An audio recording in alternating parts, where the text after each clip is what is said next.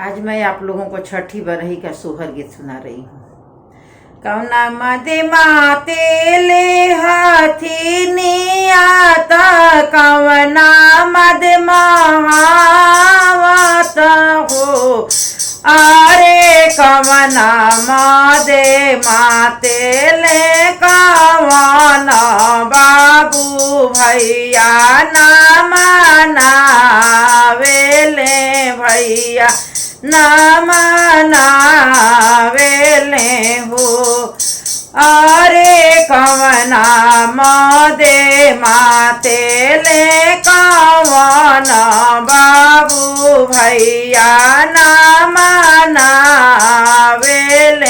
भैया ना मनावेले हो। मद मते माते ले हाथी निया महुआ मते महावत हो। अरे हो पुत्र मदे माते ले कवन बाबू भैया ना मनावेले भैया ना मनावेले हो। अरे हो पुत्र मदे माते ले कवन बाबू भैया ना मनावेले भैया ना मनावेले हो। चिट्ठिया जे भेजेले कवन भैया देवे के कवन जीजा हो। हे जीजा आजू मोरे छठिया बरहिया तीनहु जानया वहु तीनहु जानया वहु हो। हे भैया आजू मोरे छठिया बरहिया तीनहु जानया वहु तीनहु जानया वहु हो।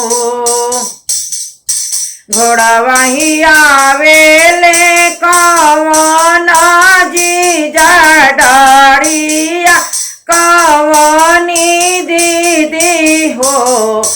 अरे हो बगल छुरिया आवेले होरी लावा मोरे बर ही सोहावन मोरे बर ही सोहावन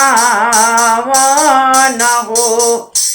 अरे हो बगल छुरिया आवेले भाई नावा मोरे बर ही सोहावन मोरे बर ही सोहावन हो। पौआ खियाइले कवन बाबू के भैया बटोरत हो। अरे हो चुटुकी खियाइले कवनी देई के मंगिया बहोरत मंगिया बहोरत हो। अरे हो चिटुकी खियाइले कवनी देई के मंगिया बहोरती मंगिया